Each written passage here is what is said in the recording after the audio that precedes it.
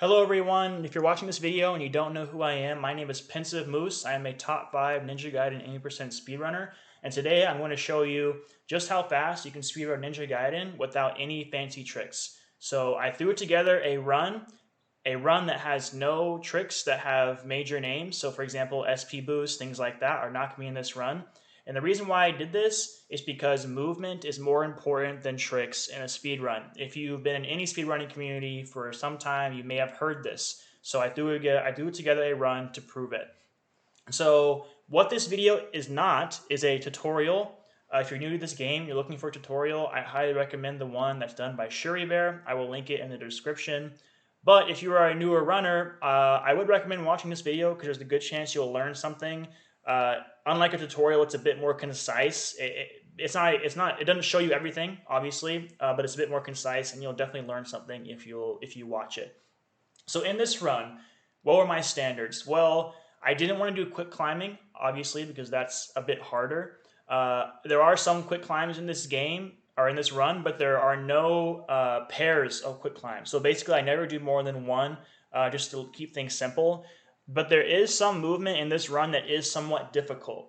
And the reason why that is because, again, I want the movement to be really good, but I want to basically remove all the tricks. And so if you're new to this run, don't look at this run as something that you should copy. You should look at this run as something that you should aim for. So this run is going to have it's going to have some difficult parts to it. You're going to see, and you're going to be like, wait, what? Like, I can't do that. And that's fine because you're not trying to do it right now. But in the future, like when you're looking for a low 12 time, like past 12:30 or Ninja License, this is the kind of video where you're going to want to copy this run, basically. And so what I'm going to do, I'm going to play this video. I'm actually going to pause it maybe a little bit here and there just to kind of explain some intricacies of the run. And so if that means I'm not going to have a timer showing because I'm going to want to pause the run. So if you're looking just to see how fast it was, skip to the end. I will reveal what the final time should be. And just know that this video is spliced. It's not a full segment run. I did the segment separately. And so the editing is a little rough. The splicing is not very good because I don't have access to video editing software. I kind of just roughed it a little bit. So I'm sorry that it's going to look rough at some points. But this is the best I could do with what I have.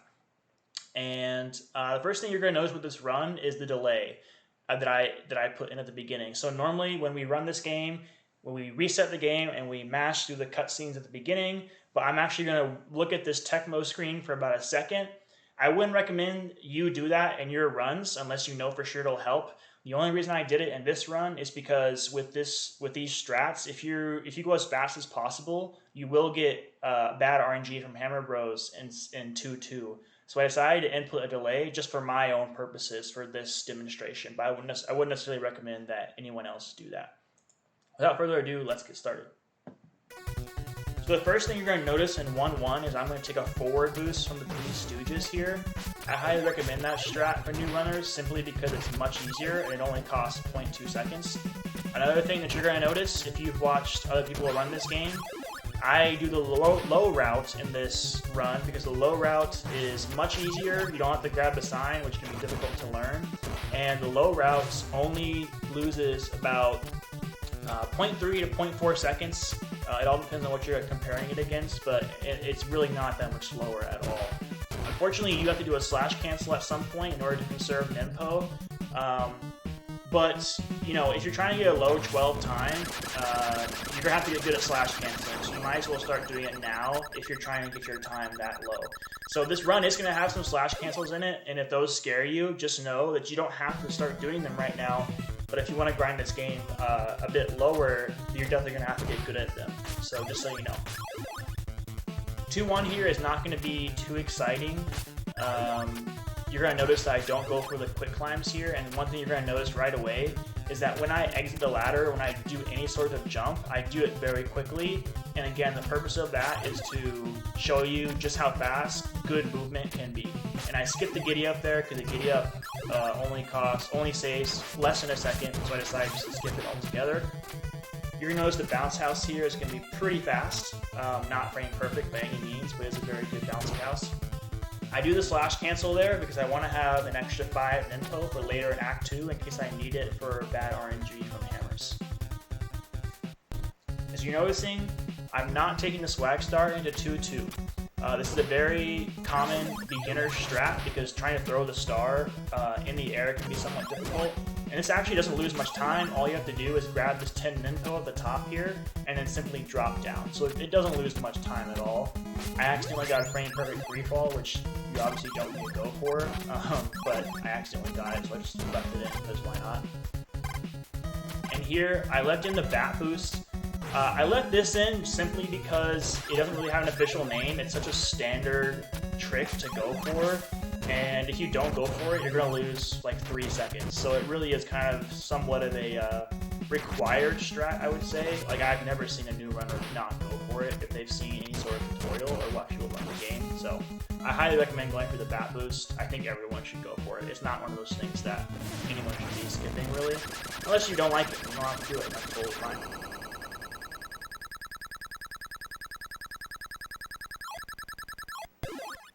So in 3-1, we're going to see at least one safety strat that I do and that I would recommend. This movement here at the beginning, I grabbed the 5 info, but jumping under the bird here to get the timer and all this stuff non-stop, if you're a new runner, that's going to be hard to do. But I promise if you practice it, by the time you get your time lower, it's not going to be that difficult. You can definitely get better at it. So that's an example of movement in this run that's kind of difficult at first, but becomes very normal as you get better at the game.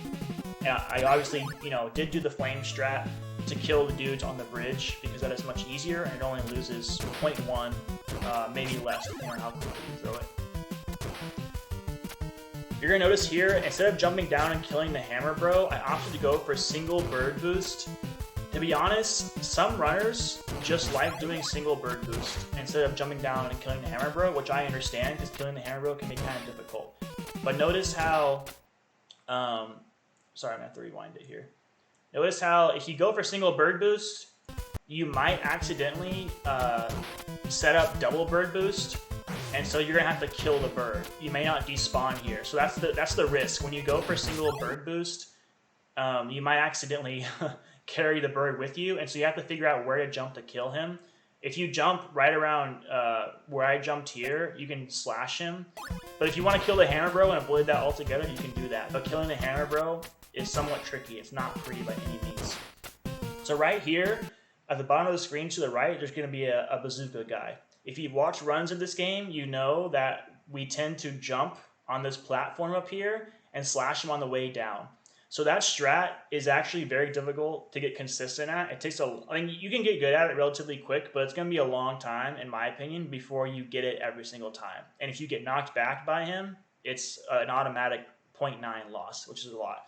So instead of doing that, I do a strat where you jump at a certain point and you actually take a forward boost off the bazooka guy, which only costs 0.2 seconds.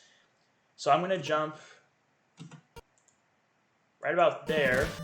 You notice how I didn't jump at the edge of the platform, but kind of in front of it. I'm going to take this forward boost. Unfortunately, this means you can't go for Bumble Tumble. And so if you'd rather kill the bazooka guy and go for Bumble Tumble, you can do that, but I decided to do it this way.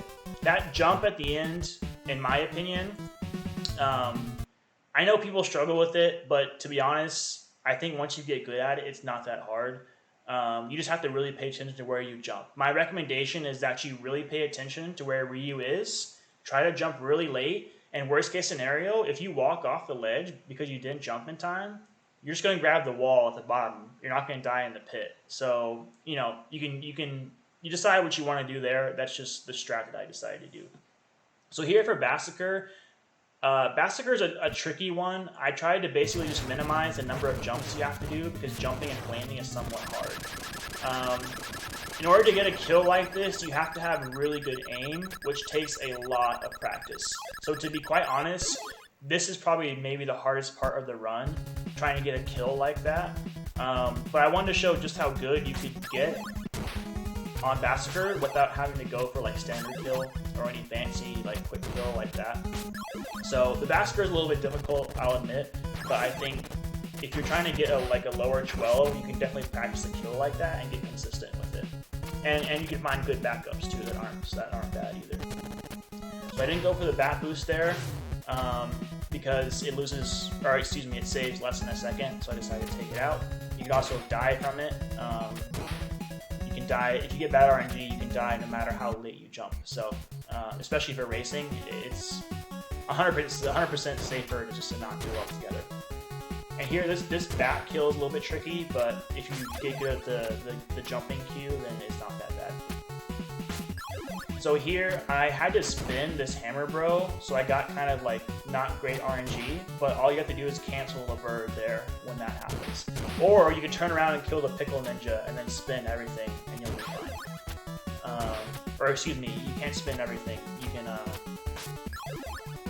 turn around, kill the pickle ninja, kill the bird with your sword, and then spin the last time. Anyways, that's just something that you have to be aware of if you're doing this run. Of course, I didn't do the boost at the end of 4-2. I didn't do the clip here. Those were very minor time saves, so I decided to leave them out. This boost right here is very, very common. I don't think anyone skips that boost. It's very, very simple, so I decided to leave it in. You see the movement here is pretty fast. It's not perfect, but it's not. It's pretty fast. It's not perfect, but it's pretty good. Here, I didn't do the normal quick climb strat because it requires 3 quick climbs. So I decided to remove it and go for 2 cancels there at the top. So the 2 cancels, again, may be daunting to some people, but if you don't want to worry about having to do 3 quick climbs in a row, I would recommend just doing something like that. I mean, I highly recommend anyone just figure out something that works for them. This is just an example of something you could do instead of that 3 quick climb strat that is very, very normal for a lot of runners to do. Okay, so going to Act 5, this is where things get pretty serious. I'm going to have to pause the video at some parts to kind of explain what's going on. Obviously, I'm not going to be going for the nip here, because it is more of an advanced strat.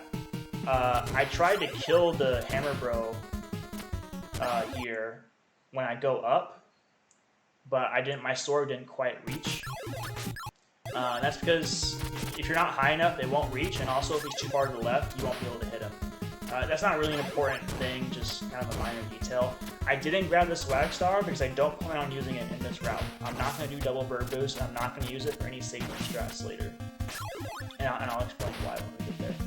So I decided to go for a single bird boost here, to be honest, because if you don't go for it, you could easily get screwed over by hammer RNG, and going for that single bird boost is not difficult at all. The slash timing to set it up when you kill the first dude is not tight, and so it really is just a free strat that I honestly would recommend to anyone to learn relatively quickly. I didn't kill that first guy the normal way because it's very difficult. It takes a long time to get consistent with that timing, so I simply jump in the center, I hesitate a little bit, which obviously loses time, and I grab this ninpo right here.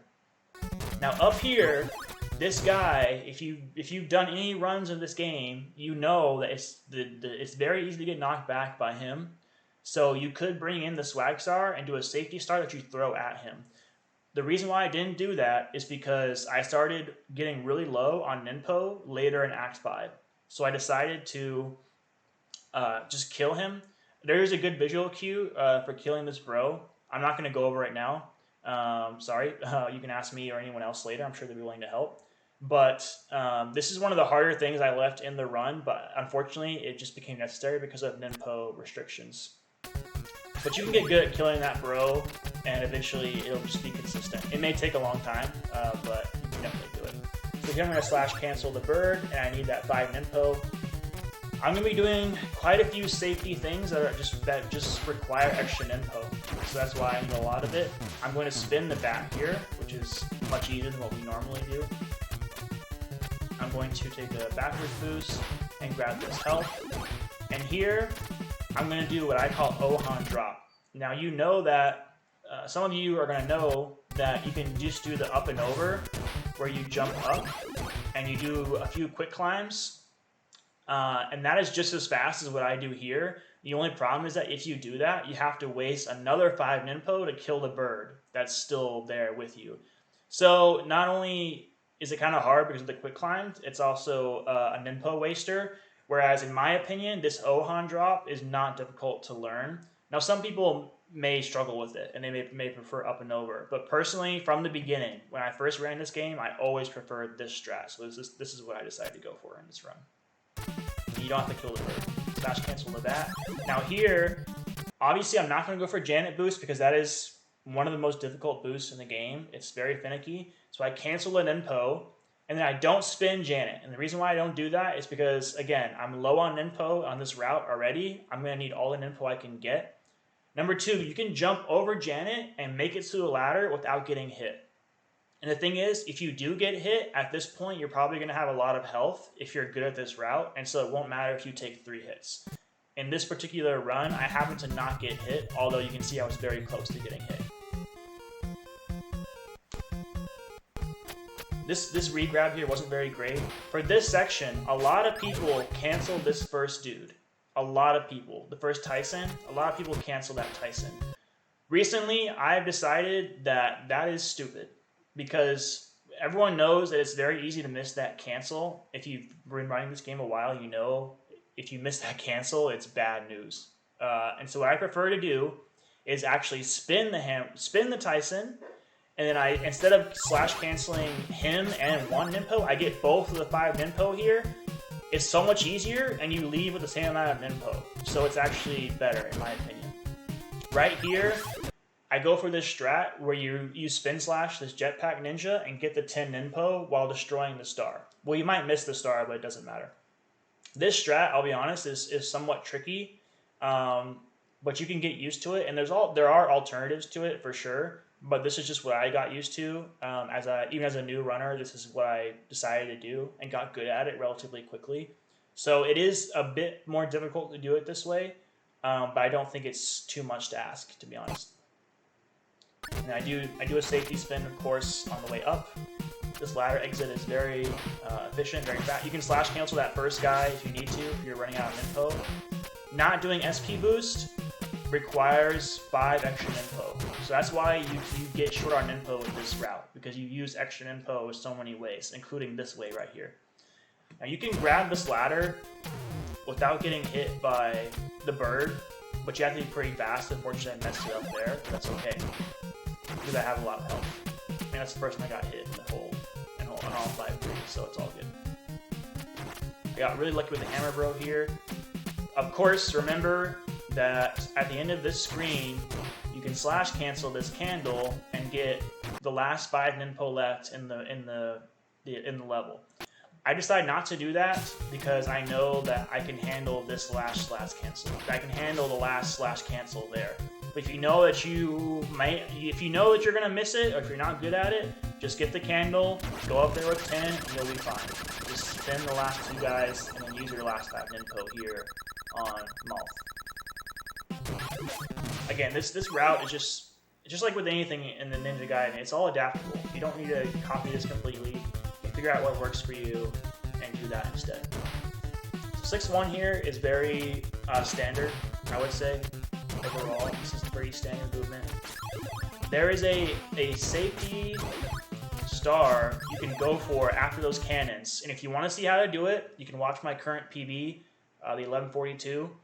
I like that star a lot. I've just gotten used to doing it. The reason why I didn't do it in this route is, again, because I kept running out of Ninpo later on in Act 6, so I decided not to go for it.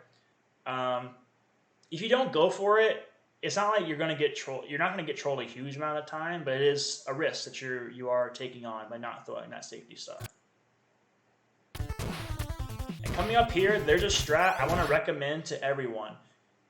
Instead of you see this gremlin on the left, this dude sitting on the ground?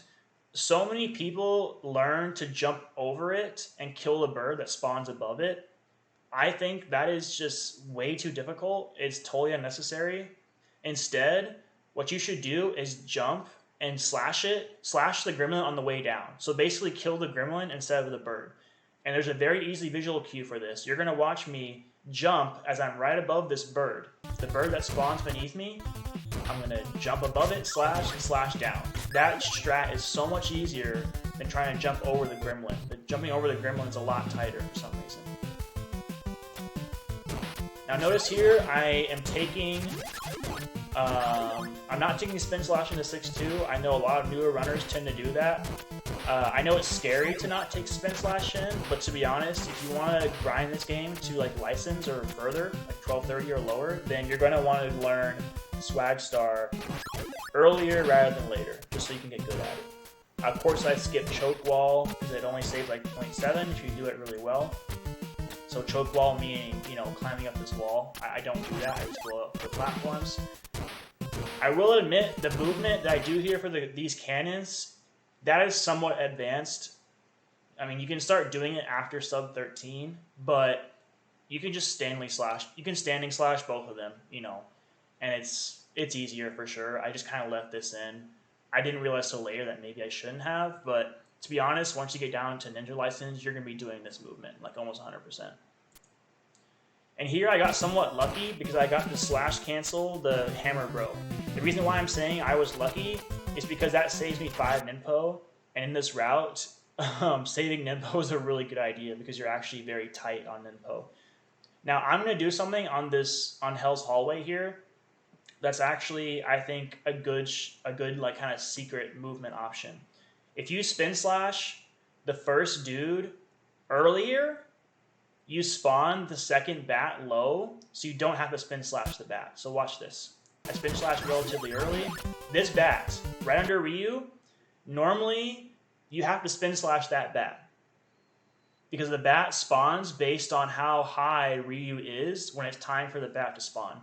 So if you spin slash everything at the beginning relatively later, you're going to have to spin slash the bat.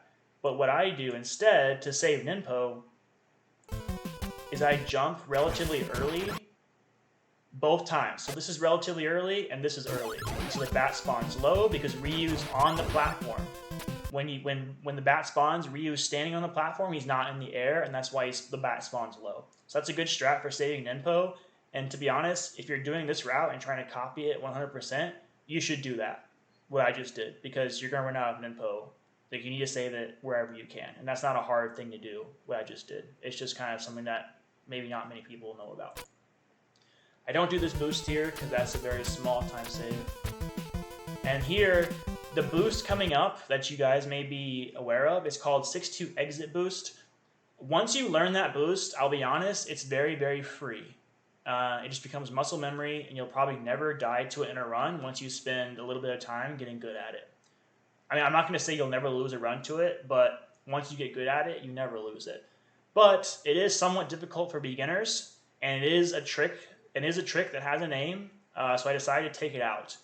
Unfortunately, taking it out requires you use like a couple of spins and a slash cancel. And so you can lose quite a bit of time, honestly, not doing exit boost, but I wanted to take it out just to show you what you can do instead. Another boost I'm taking out is the bat boost here in 6-3. So here I go up here and spin the hammer and do it this way. Now, again, the reason why I didn't do the bat boost is because I was getting low on ninpo, and doing it this way actually saved me ninpo. The problem with this, to be honest, is that you're relying so heavily on RNG. Like, I got a very inactive hammer bro, so it worked out. But the odds of you getting a hammer bro like that are not very good. He usually throws much sooner. If he throws that late, you got pretty lucky. So this route isn't perfect, and honestly, I wouldn't recommend skipping 6-2 boost and skipping bat boost here, because you're just so tight on input with this route. There's definitely ways to adjust it.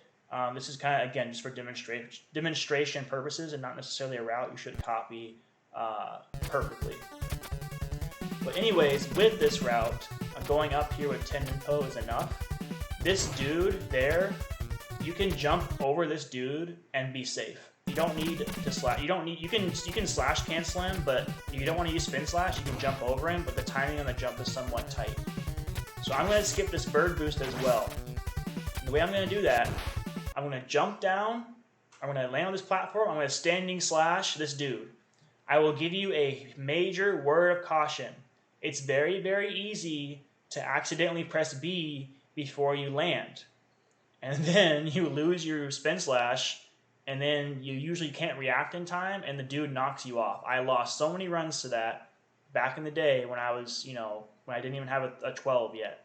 So if you're going to do the strat like this, be very careful to not press B until you land, and if you come up here like this, you can kill the hammer bro and the bird with your last 5 minutes. And the movement here, I'm going to slash cancel this guy on the way down, and I'm going to spin on the way up in case this hammer bro throws a hammer. This movement is somewhat advanced. Like, if you're a beginner, you're not going to want to do this. If you're a beginner, I would just standing slash both of them. So just stand on the ground and hit B, and you'll be fine. That jump for the hammer bro is actually kind of tight. But as your time gets lower, you're going to want to incorporate faster movement options like that. At the end, I'm just going to grab this 5 impo. I'm going to hold right, and that's going to get me through with only taking 4 hits. So you can do that strat if you have 5 HP, and you'll be fine. Very, very free strat if you have health, obviously. Okay, so for Jackio, let me just preface this by saying I struggled to decide how fast the Jackio should be in the run, but I ended up going with a 4 cycle. I think most runners who get down to license level and beyond are aiming for 3, because you can get 3 with the vertical mash relatively easy if you get good at it. It's also technically possible to get 3 with the normal thumb mashing, which is where you just hold the controller normally. Personally, I am terrible at thumb mashing. I switched to vertical mashing very, very soon because I hated thumb mashing so much. I tried to do this fight with my thumb, and the fastest I could do was 5 cycles. It was very embarrassing. So here, I kind of cheated and went for a 4 cycle kill with vertical mashing, but you can definitely get 4 cycles with thumb mashing if you are better at it than I am. So this is going to be a somewhat sloppy Jackio fight, but it is going to be a solid 4 cycle kill. And a 4 cycle can get you a really competitive time. I would say the better you get, honestly, you should probably aim for a 3, but you can get a 4 cycle, you can get a sub 12 with a 4 cycle. Like, honestly, it's not that bad, really. Now on the demon, I did do thumb mashing again, which I'm terrible at. I got the head in 4 jumps, which is actually pretty reasonable. I killed the tail, which obviously is a pretty large time loss. The heart was the worst part of this demon. It took me 6 jumps. If you get good at thumb mashing, you will be so much better at that than I will. Don't look at this and think, wow, like I'm never going to get better at demon or Jackio. A lot of people have used thumb mashing and have done much better than I ever did. Like, there's a couple of runs that are sub 12 that were thumb mashing. Specifically, Ohan and Aquas used thumb mashing, and they got really good times. So you never have to switch to vertical if you don't want to. It's just that for me, I hated thumb mashing, and it never worked for me. So, okay, we're at the end. I've led you on this long. I'm finally going to answer the question, what's the fastest time you can get without doing any tricks? Well, if you time this run, it's going to be like a 12:27. But as you saw, a lot of my splicing was really sloppy, and that's all time loss that wouldn't be in a real run. So I'm going to show you now what the time would be accounting for all the splicing. And the time is 12:15. So this run, completely perfect, with no, well, perfect's a strong word. Some of the movement wasn't perfect, but it looked really good, and it was pretty solid. With no tricks, just really good movement and execution, you could get a 12:15 in Ninja Gaiden. And 12:15 right now is very, very close to top 50. So where are the time saves in this run? Well, again, getting a 3 cycle Jackio tends to be a lot more common once you get down to Ninja License time.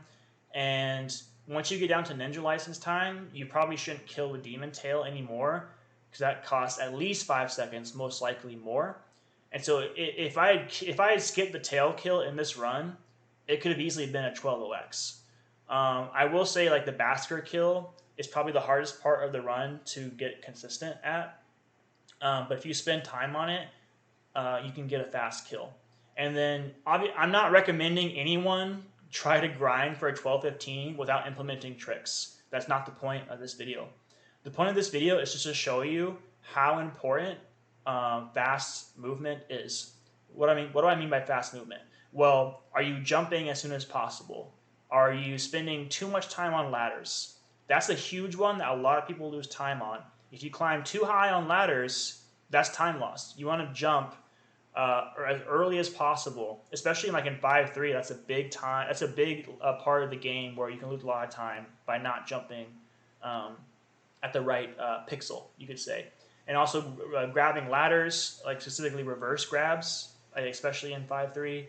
If you get good at those, that can save you a lot of time. And so just a lot of just small movement options and just getting really good at them. Bounce house is another good example. All of those things will save you so much time, and then the tricks just add in a little bit extra to get you that push to sub 12. And so, like I said at the beginning of the video, this is not a route that I would recommend emulating perfectly. To be honest, 5 and 6 are pretty brutal because you're so short on Nimpo. But like I said, the point of this video is just to kind of give newer runners a goal. Like a goal to look forward to. Like, look at this run, see what makes sense to you, and decide, do I really need this trick? Do I not need this trick? If you're struggling with Swag Star and 2-2, for example, if you've watched this video, you now know it doesn't save that much time. You can just do like a normal spin slash route, and you can still get really good times. So that's been all. I don't want to keep rambling. I tend to do that, so I'm going to not do that right now. If you are new to Ninja Gaiden and you're not in the Discord, please do join it. I'm going to put the link in the description. If you have any questions, you can ask us there. You can DM me directly if you prefer that. If you watch the video all the way, leave a like, leave a comment, I guess. I'm not a YouTuber by any means, but you know, that'd be cool, I guess, if you want to show support. Yeah, that was Pensive Moose. Thanks for watching the video, guys. I'll catch you later.